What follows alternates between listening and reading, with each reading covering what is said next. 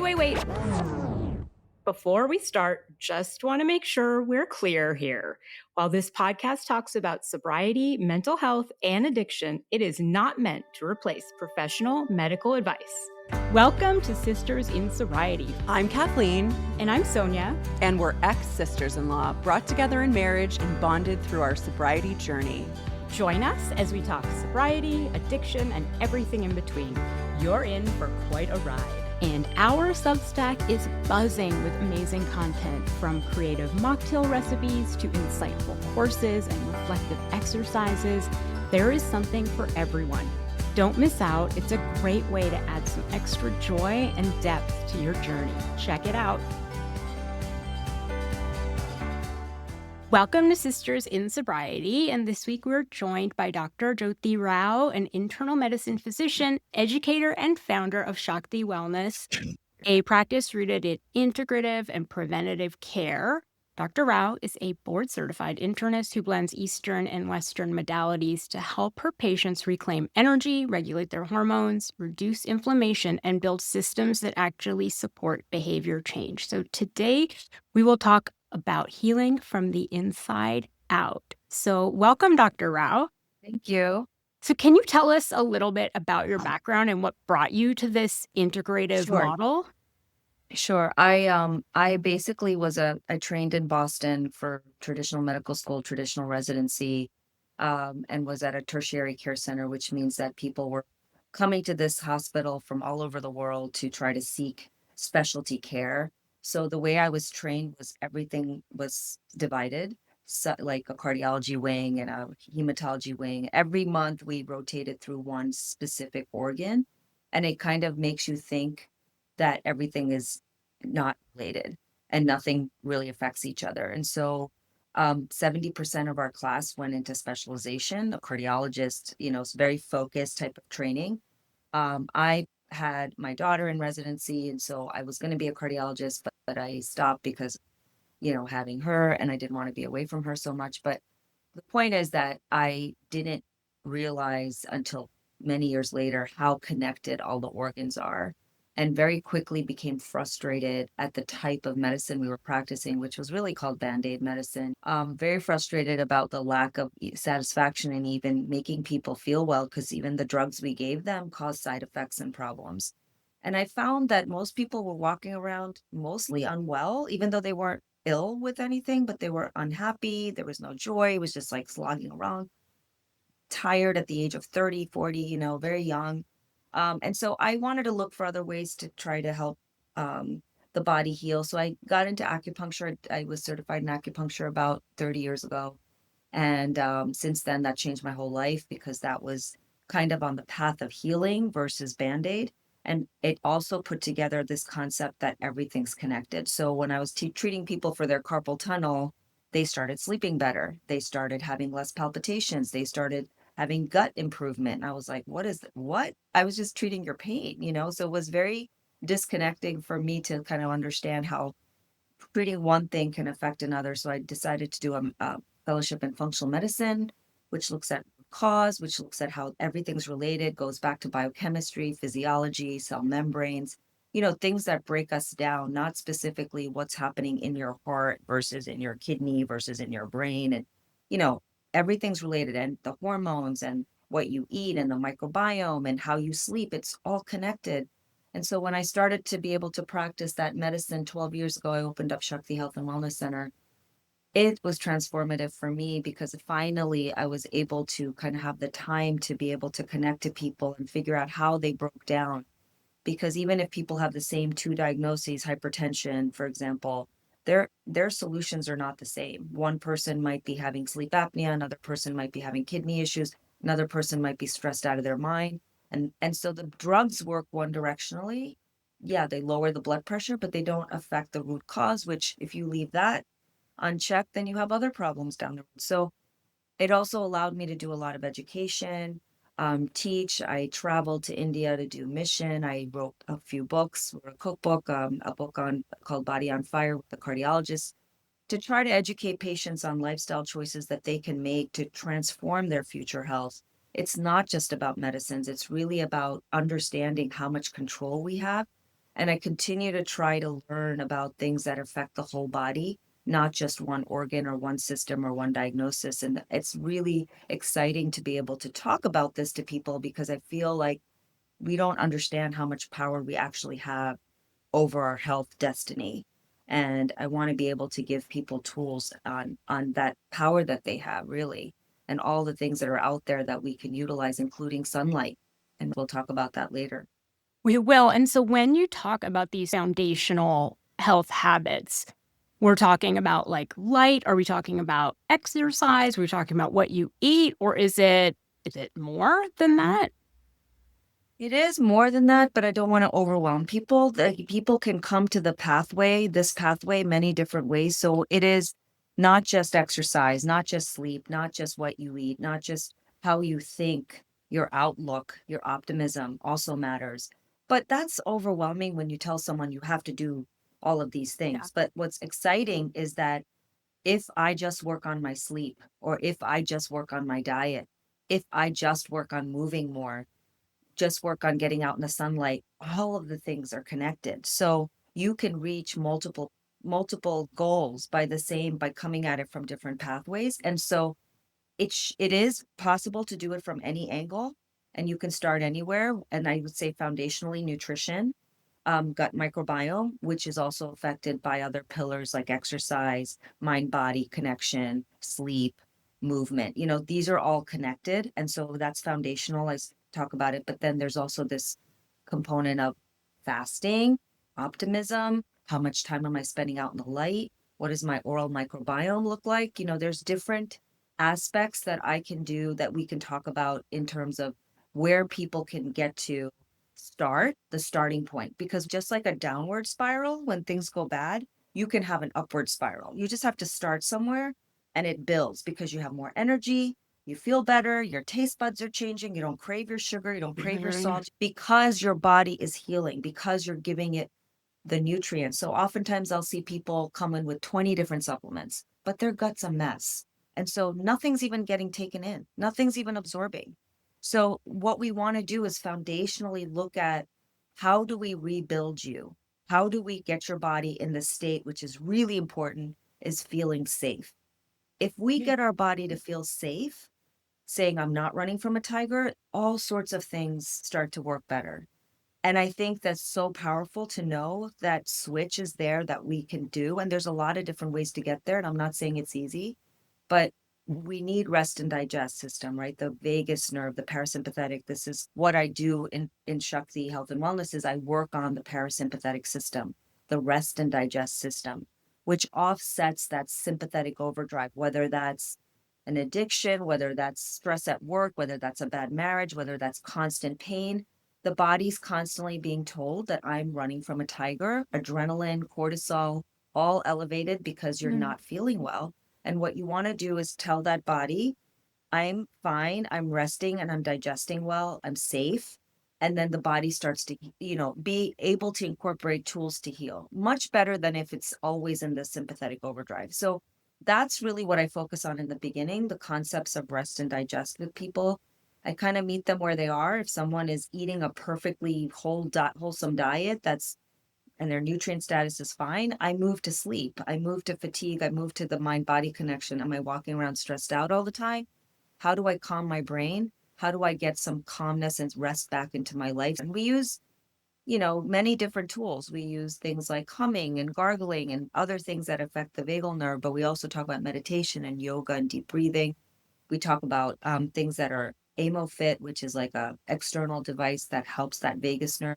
So Mhm. basically, bottom line is that we can start with working on a system of the rest and digest, and then we build on that. Because if you are resting and digesting better, your body's more capable of taking in other inputs. And that input doesn't necessarily have to come in a prescription form or a supplement form. It can come with a lifestyle form, So I think all of us need to understand that there is a part of our system that wants to heal all the time. Our body's looking to heal. And we just have to take the problems out of the way. And one of the biggest problem is here is what we're thinking all day. It's the chatter that's in our mind. It's the 50,000 thoughts we're having every day that's the same. That keeps kind of keeping us back, right? So there's a whole whole possibility of limbic system reset and working with a therapist or EMDR or trauma therapy, so many things. And I don't want to minimize it, but it is a place that we have to look at in order to heal the body. So what is happening here, even if we don't understand the trauma, I find hidden, small trauma and big trauma so much in people that are not healing. They're stuck. Their body's stuck. And it doesn't always have to look like PTSD. It can be smaller things that have happened along the way, a divorce, a bad boss, a really bad interaction, a loss of a very good friend, that kind of a thing that can be very traumatic for people. Bad surgery. There's a lot of medical trauma out there too. People are Mhm. afraid to go to the doctor because they've been mistreated or misdiagnosed or have had bad outcomes. And so, there's a lot of this outside with COVID and fear. And so basically starting with concepts that calm us and relax us and allow our body to heal is really a starting point. I would say I'm an EMDR. I would say too, like, it's kind of like a second tier of like, if I don't sleep properly or I'm stressed, EMDR is just not as effective. I Right. dread it, which is interesting. Right. So, 100%. Yeah. yeah. So, are we talking about chronic inflammation, which I know you've said is like the root of a lot of conditions? Is that what we're looking at? Is reducing the overall inflammation in the body? So the body has this ability to identify the bad guys. And so there's white cells in our body that are charge of our immune system. They're lined in our mouth and our gut. And so there's a lot of cells and basically our skin. There's a lot of different ways our body's constantly looking for the enemy and the threat, right? Because historically we were wired to protect ourselves from invaders and from bad weather and from famine, and those genes are still with us. So when we are in a grocery store, we don't have the famine issue, but the quality of the food is almost like the body's still starving, right? So there are things that trigger these switches for white cells to go up because there's a bad guy. And that bad guy could be that we sit too much. That so the issue is that the bad guys are not just threats to our life and our weather and our famines. Now it's I'm sitting in traffic too long. I'm in a terrible situation at work. I've got a lot of stress in my surroundings. On top of that, we also have patterns that are 90% away from what our natural bodies want. We sit too much. We don't eat high nutrient foods. We're not in sunlight. We are stressed all the time in terms of thinking. We don't prioritize sleep. So all of this lead to this imbalance, which causes our body to constantly be in threat. And when that happens, there are these white cells, our immune system, that kind of come to the rescue. And so one of the foundational places you see these changes is in the gut, the microbiome, which lines our gut. It starts to change. We start to get bad bugs. We start to digest poorly. We start to get leaky gut. We start to create inflammatory cells. Most of the immune system's in the gut, 80%. So the signals that we send to the gut, I'm safe, I'm eating, nutritionally when I eat. So we're eating too often, right? We're eating 12, 15 hours a day. That's too much eating. And so there's a lot of signals we're putting into our body that says that we're not safe.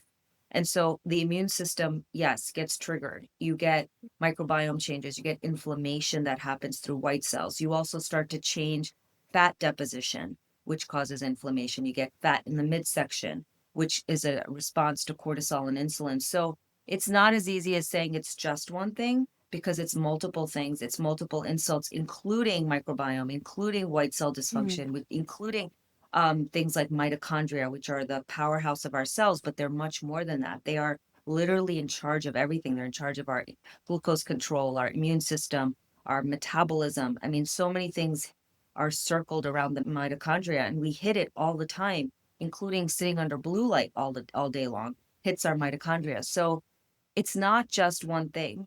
It's also the quality of our water and our foods, right? We're seeing toxins. So the body is just trying to stay afloat. It's literally just treading water because we're just throwing all these insults at it. So the problem is you can't test it on a blood test. I can't say how healthy you are by looking at a white count or a marker of inflammation. That doesn't work. We don't have a blood test for this. A lot of this is related to your symptoms, the way that we're progressing, weight gain, fatigue, brain fog. These are like vague symptoms that suggest that something's off balance. So, yes, it is inflammation, root of all illness, but the inflammation comes from sometimes too much fat in the midsection. It comes from hormone imbalance. It comes from lack of nutrition. It comes from lack of bad, good bugs in the gut. So there's a lot of causes for that inflammation, but it starts, I believe, a lot in the gut. And so when we talk about the gut, how do you view alcohol and its impact on the gut and the microbiome? So one of the biggest things, aside from the sugar content and the fact that it causes dehydration and the fact that it can give extra calories, also it is a toxin, it's a neurotoxin. It affects our liver. So the gut, when I say gut, I also mean liver. The liver and the gut part of the same system. Our liver is the most overworked organ in the whole body. It is constantly detoxing us. It is making our cells for clotting, and it's making our cells for cholesterol, and it's taking care of our hormones, our nutrients, our toxins. It is constantly working. So when you throw an insult at it like alcohol, and it's excessive, right? Because there's really no safe amount of alcohol per se. I mean, most studies will say, people who don't drink alcohol have a much better health than we say, you can have 1 or 2 glasses a day. It's probably less bad. But honestly, no alcohol is the best.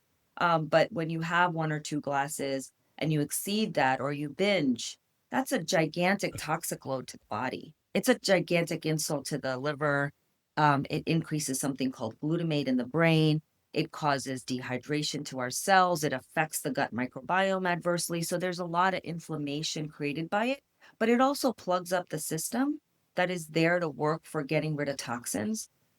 So it's kind of like you get a backlog, then you have other issues that pile up because the toxins aren't getting out of you. So it's a combination effect. And this is putting it simply, but it's just one of those things that just spirals because the liver does so much and the gut does so much that alcohol is a direct insult to both places.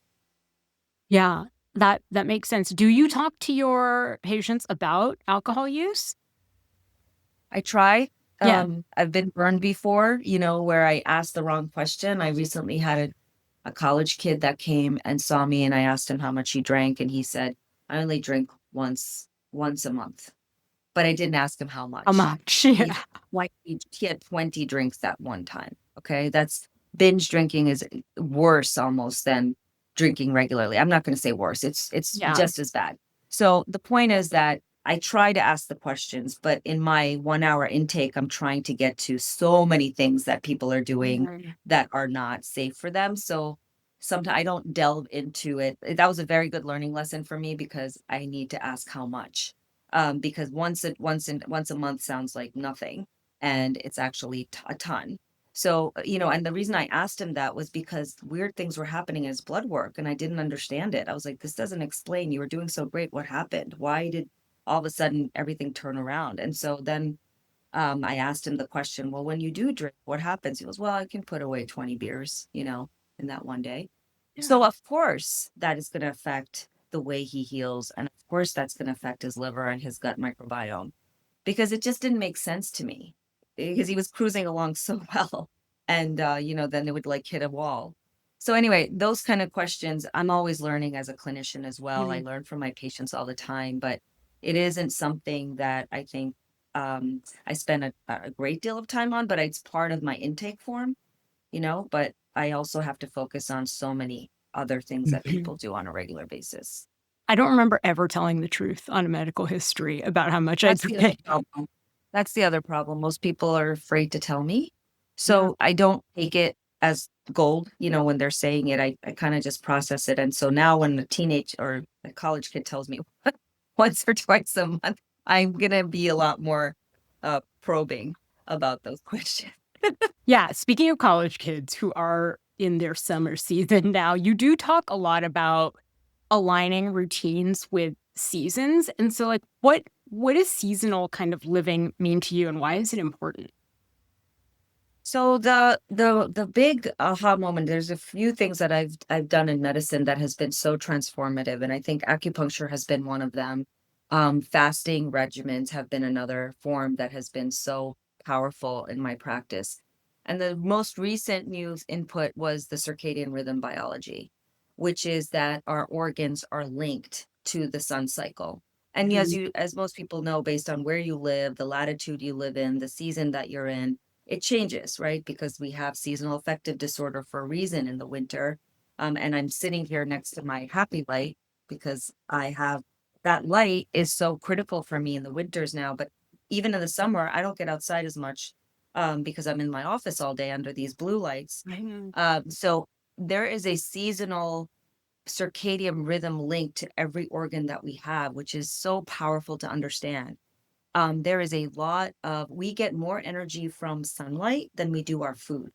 So we need sun. We are batteries. We're 70% water. We need to be charged and we're not getting it under these blue lights. So we have to be outside more and we want to be eating seasonally because the vegetables that grow in the season are also charged with that sunlight of that season. So what we take in will also have higher amounts of energy and do better for our body. It's a very Ayurvedic principle as well, but Yeah. I'm learning that it affects our mitochondria, our energy cells, much better if we eat seasonally, like according to the season. And if we get up with sunrise and we go down with sunset, in the sense we get away from blue light once sun sets. And I'm usually wearing blue light blockers Oh, because I'm under this light.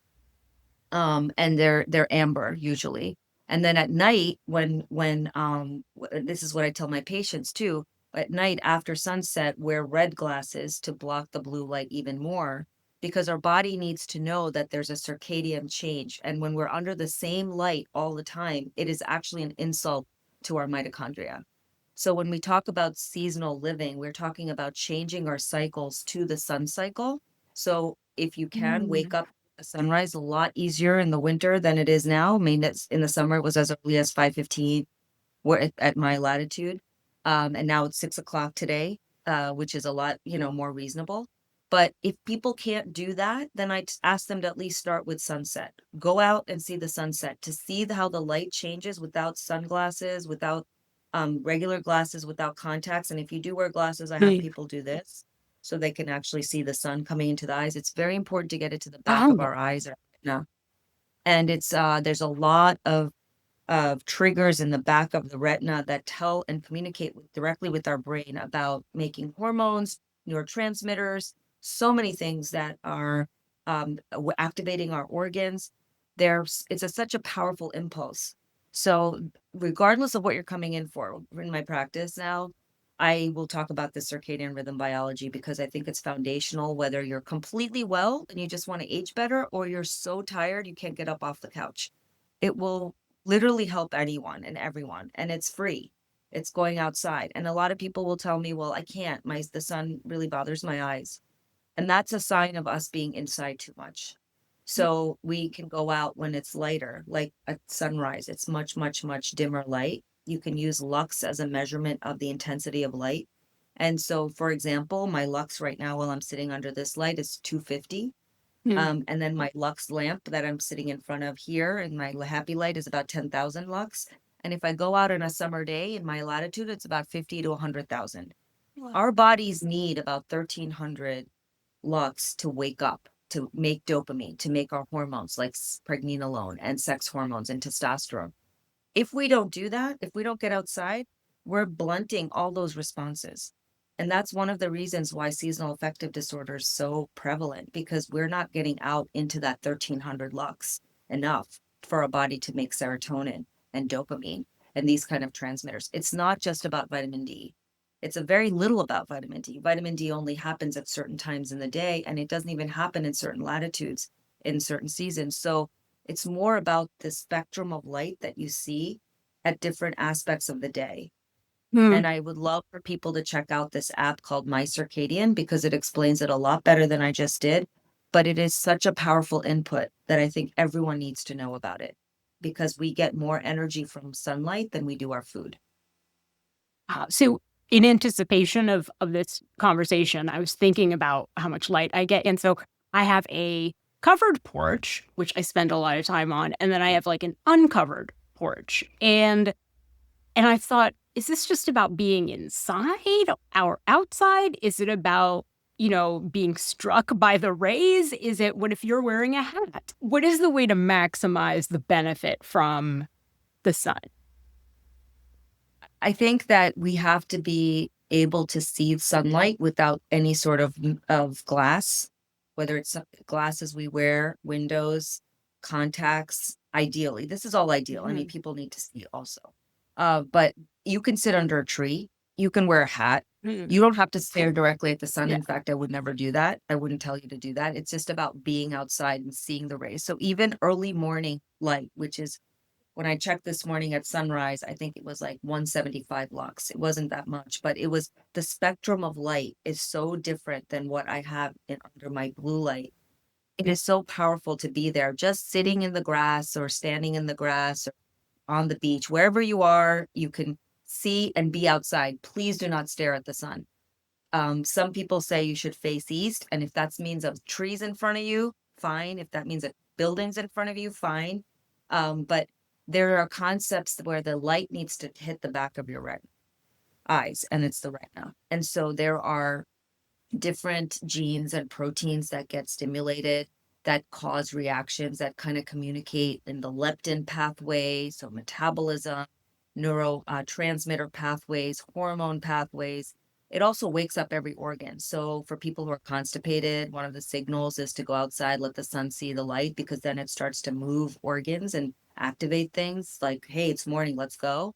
Just equally as important as sunlight, we need dark. We need dark at night. We need both aspects so our brain knows that it is time to calm down. So we don't do that, right? Most of us are watching Netflix. We're checking on emails before we go to bed. There's a constant influx of blue light. Sleep disorders, who doesn't have a sleep disorder? Everybody has a sleep disorder. Part of the problem is this concept of we're not in the sun enough and we're in artificial light too much. And if we start to shift that cascade, for me, I'm obsessed with sleep because it is such a powerful organ to heal. Restorative sleep is so key into staying well and to kind of creating balance. And it's a great way to detox. We detox in our sleep. So it is very, very important to get restorative sleep. And very few people get restorative sleep without taking something or being on something. It's a big problem. And I think that this is a very easy solution of kind of minimizing blue light, wearing red glasses, some way to block the light, or having a red bulb in your room at night after sunset. I would just encourage people to try. It's too easy not to. There's really no downside to it. But it has, in my practice, I've only learned about this in the last 3 months.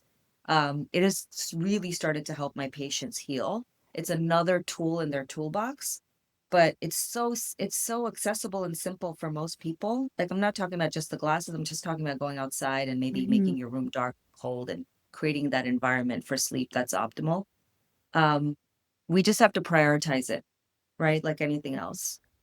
It's a priority. It's a shift in mindset of like, wow, but I've done this my whole life. Like, why, how can I do this now?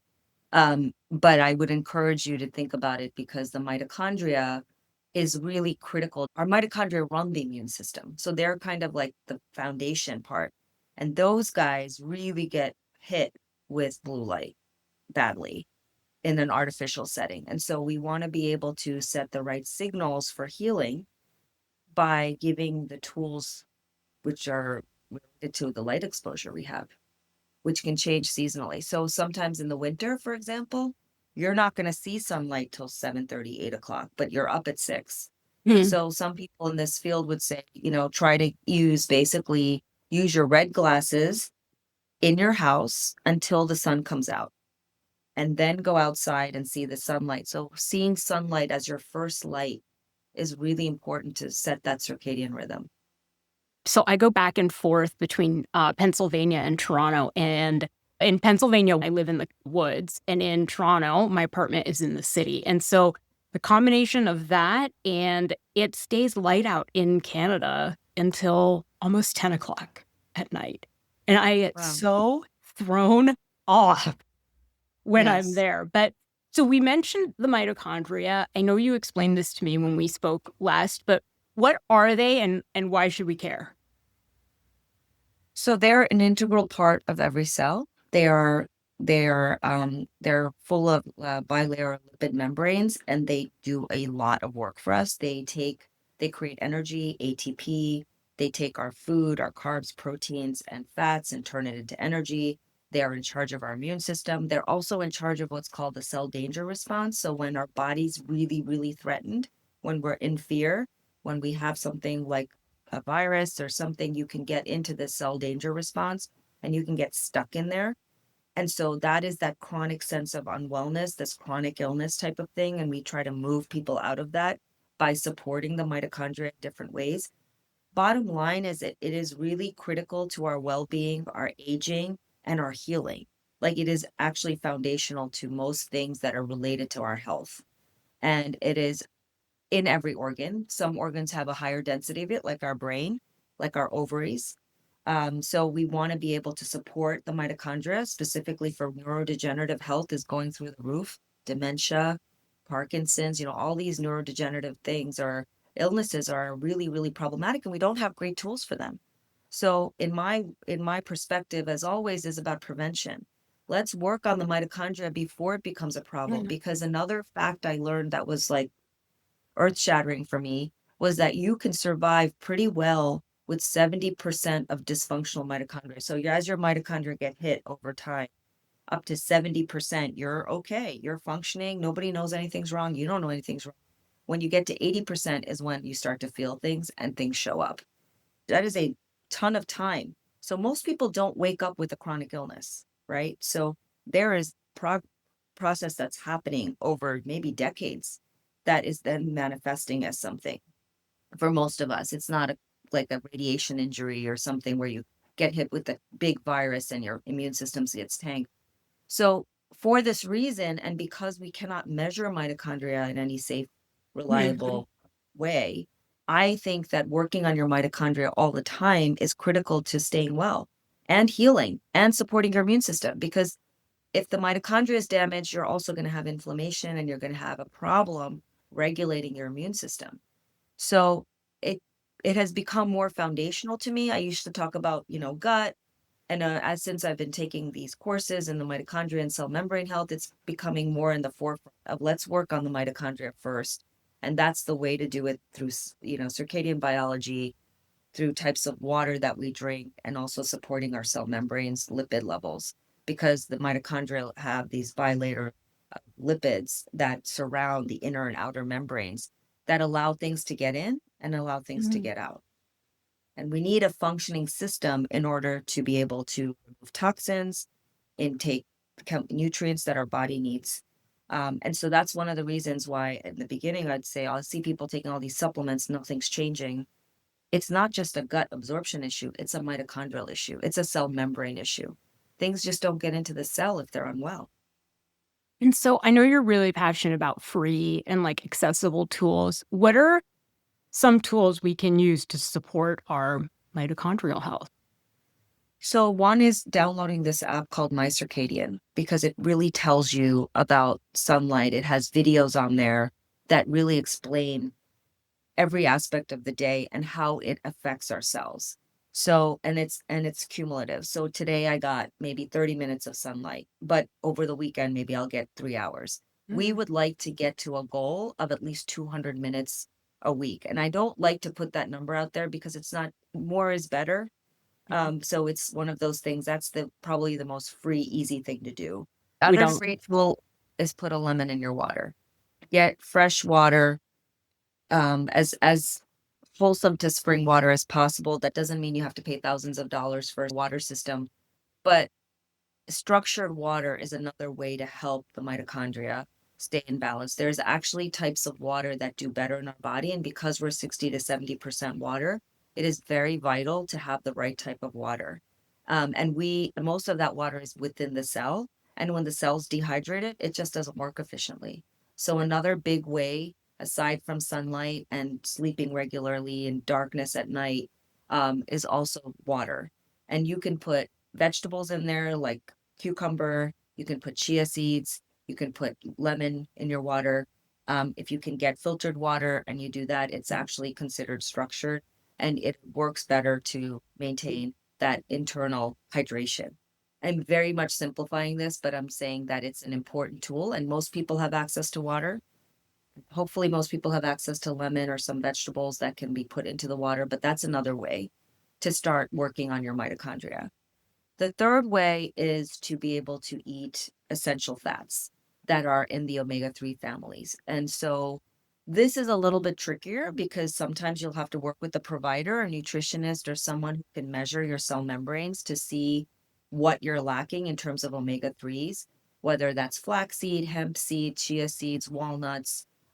It's also sometimes another thing I learned is it doesn't matter what we eat. If we're not getting out in the sun, our membranes aren't being able to take it in. So there's a lot of things out there. And I think all of these three are intimately linked. So it's not like I can just do the water, I can just do the lipids. It's all three that we need to focus on, but it's not like an overwhelming stressor. If I get to two out of the three and I'm working on the third, it's okay. But I think we all need sunlight as a foundation. It's really, really important. Whether I have the perfect water or whether I have the perfect lipids, maybe not as critical, still important, but at least everyone has access to going outside, hopefully. Yeah. And the water, I think there've been so many, are they gimmicks, different types of, should we be drinking the alkaline water? Should we, what should we be looking for in the I think the water? quality of the water, like a spring water, would be really important. Filtered water would be really important. I do struggle with what's the perfect water system for the home. I think that ewg.org is a site that does tell people what their water issues are in their zip code. So they can put it in and find out if their water has lots of metals in it, has too much of these chemicals in it. So they measure it to some level. It's not perfect, but water does change based on your location, based on public water versus well water. So looking at that as a concept and finding out what are you drinking, and you can buy these filtered systems that are portable as well. But I haven't found anything that's perfect. So for now, I'm telling people just do filtered water, add a lemon. There are supplements that you can take that will structure the water better, that add minerals to the water, things like hydrogen tablets. But, I'm not big about trying to get people on Yeah. supplements if they don't have the foundation. Yeah. I don't think hydrogen tablets, you can do harm on those. You can do excessive amounts, which isn't safe for you. Even those minerals, like nutrients and minerals that you put in your water, is not going to be as effective if you're not going outside. So I would always start with what you have that's free and then maybe support it with supplements as needed. But there are different types of water out there. I wouldn't do alkaline because we need stomach acid. And I've seen too many people get into trouble by alkalinizing their body too much, and then they lose their stomach acid to digest the foods that they have. And then they start getting other problems. We don't want to artificially shift things in one direction or another. Eating more plants will give you more alkaline body. So you can do it through food to get your body more alkaline. Also, low acid and high acid feel the same. So people don't know their heartburn can actually be low acid because they're drinking their alkaline water. So, I just want to caution people against, supplements that are one directional because you don't know exactly what the symptom is telling you. And so you're most safer with things with food and water, like things that are available, unless you can get tested somewhere. So, um, yeah, the waters that I have, I've seen people get into trouble with all sorts of, you know, kind of fatty water things, which I'm not sure is right for everyone. So, I mean, we all need water. So I would say start with go to ewg.org, find out what's in your water, find out. They also recommend the things that you can do for it. Add a lemon, add a vegetable, just have a structured water. Also, some cool studies have shown, this is really exciting to me, that, our intention when we drink water matters. So there were studies that were reproducible that looked at, I'm holding this water and I'm angry and I'm saying, or I'm getting mad. I'm saying, you jerk, you're a terrible person, you're horrible. I don't know who I'm talking to, but I'm just saying, like, I have negative emotions while I'm drinking this water. And then there's me drinking the water thinking, oh, life is wonderful. I'm so grateful. This is so wonderful, like all these positive emotions. And then there's one where I do nothing and I drink the water. Well, they took those waters with the intention that you have by holding it. And they looked under a microscope, they froze it and then looked under a microscope. And remember, this was reproduced multiple times. The water that had negative emotions was very chaotic. The structure was very chaotic. The water that had neglect, where like there was nothing, there was no emotion at all, also had its own dysfunction with it, but it was the worst type of water, having no emotion. Oh, And then the water that had the positive emotion looked like beautiful, almost snowflakes, crystalline. So that structure of that water is really important to how our membranes take it up. And that to me was incredible because I was thinking, okay, is it about how you're doing it based on talking to someone? But what it is what are you saying to yourself when you're drinking this water?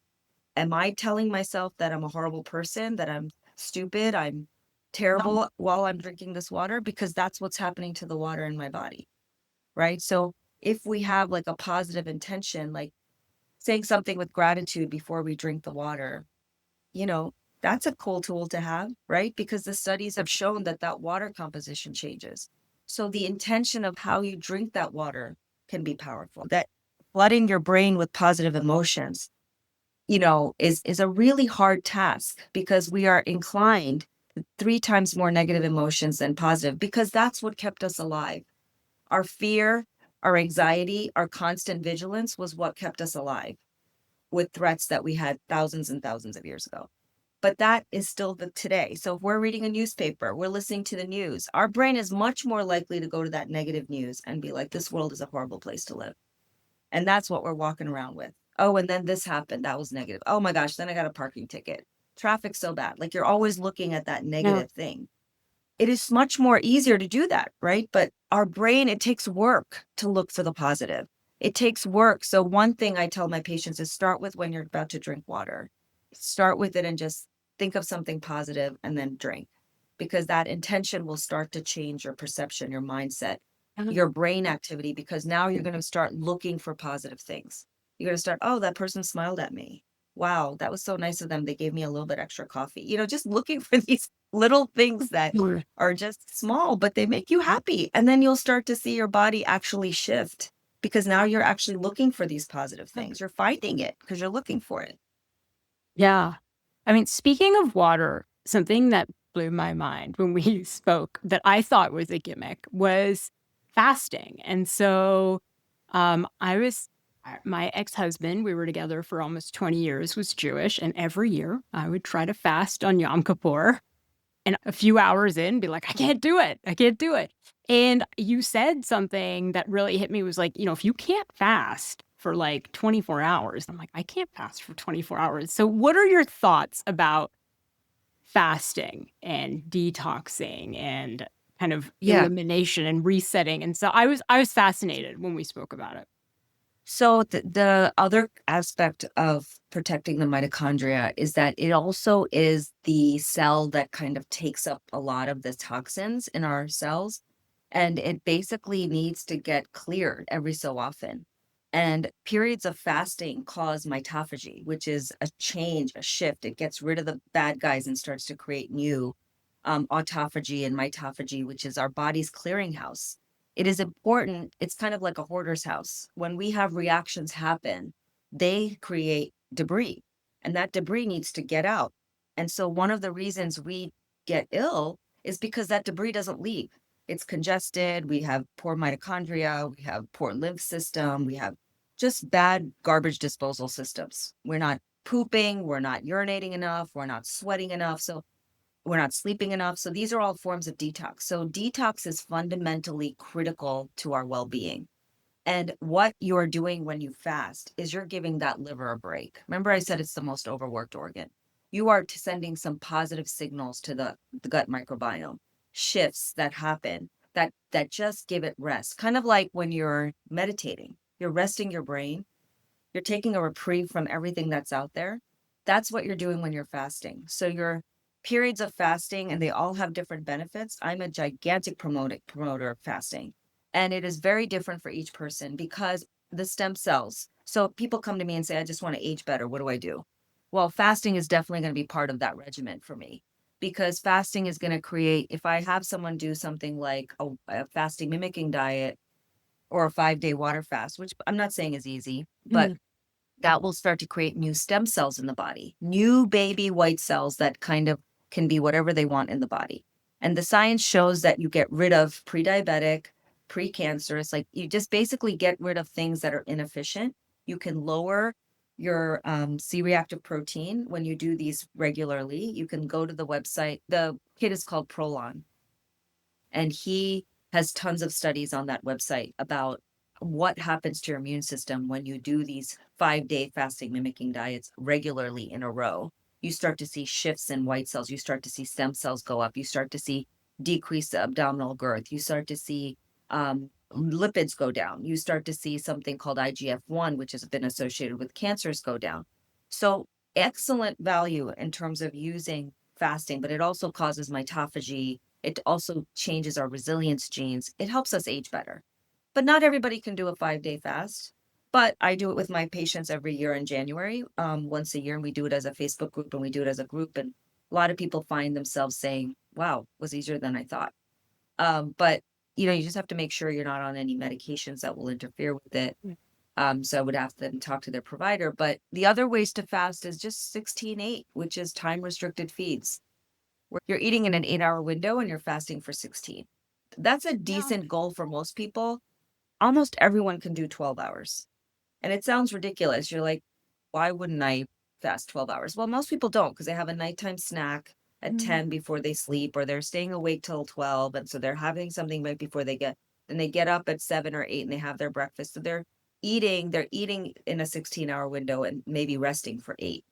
So I usually tell people to try to work to a 12-hour window, and then it will change your metabolic flexibility. If you're not able to utilize resources from your fat, then that suggests metabolic inflexibility. That doesn't mean something's wrong with you, but it means that you can train yourself to get to that point. I was that person. I could not go past 7 o'clock without eating. Mhm.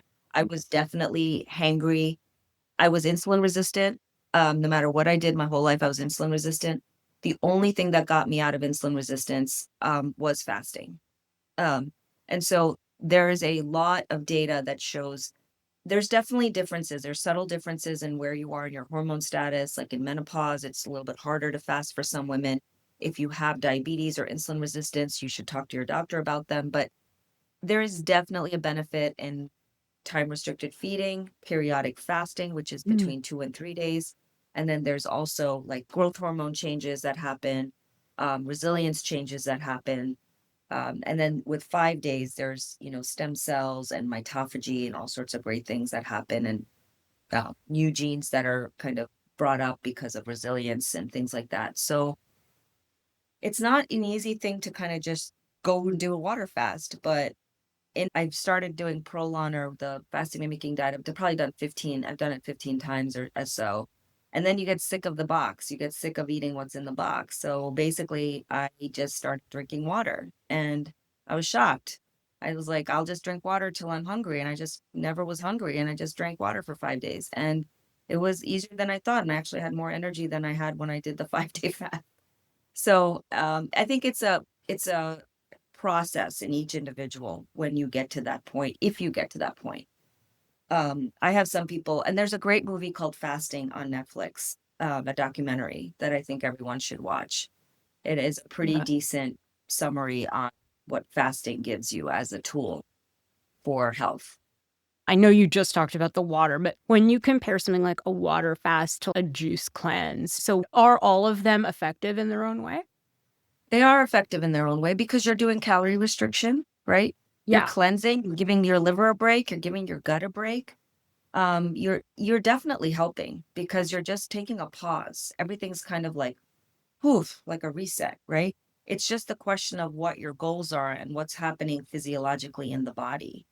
I don't think any of those are wrong if you're feeling well doing it. I mean, it's a little bit hard. Everyone gets a little bit grumpy when they're hungry and things like that. But the issue is the post change that happens, where you're after the 5 days or after the 3 days or after, you feel great. Like most people feel like, wow. And, calorie restriction is a huge, has been studied forever about longevity. We age better with less calories. We're all eating way too much and way too often. And so I think that it is just a reset concept. And fasting is a tool for people that can be hugely helpful. And I think those are things that are also free, right? Because you're eating less, you're buying less food. Mm. You don't need to go buy the fanciest green fast out there. Some of these, and the kit for Prolon is not cheap, but you can do your own version. There's some Prolon mimicking things. It's just they're not studied to see what their biochemical marker changes are, like the company has. Then you will do some benefit. So when we talk about what I think is like really popular now, the intermittent fasting, and so like 16/8, um, do you also suggest, so you were just saying we ate way too much and way too often, because that was a thing like 10, 15 years ago, which is like eat like 8 small meals and like, so is there Yeah, some. so the grazing concept kind of was the way I used to practice as well, maybe 10 years ago. I think there's more data to show that regular meals and giving breaks between meals helps the gut microbiome, specifically for like things like dysbiosis and bacterial overgrowth. And I think we need to probably eat 2 to 3 meals a day most times and top heavy, which is what I'm learning, which is a shift for me too, where you're eating most of it in the during the daytime and very little when the sun sets or in the nighttime. Because our pancreas, which is an organ that's linked to the sun, also starts wants rest. It doesn't want you to eat that Mm. pasta at 8 o'clock at night because your glucose will be worse. And for my patients who do glucose monitors, I'll say, watch it, eat the same thing at 4 and eat the same thing at 8. See what happens. Go eat outside. Your glucose will do better under sunlight versus eating under blue light. Watch it, see what happens. So, these are things that are I have a lot of patients who have insulin resistance, me included, when I thought I was doing everything right. But, you're stressed.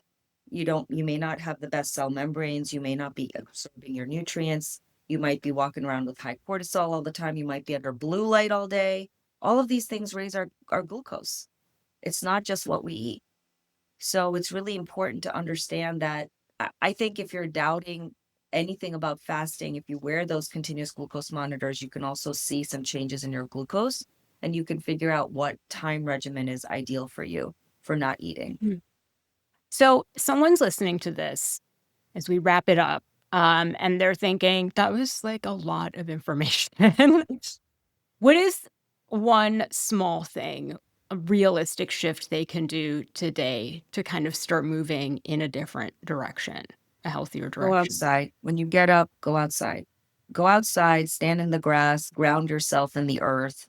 The first thing you do when you wake up, just go outside without sunglasses, without any glasses. If you want to wear a hat, you can wear a hat, but it will start to change your biology in your body and then again, you want that upward spiral. You have to start somewhere.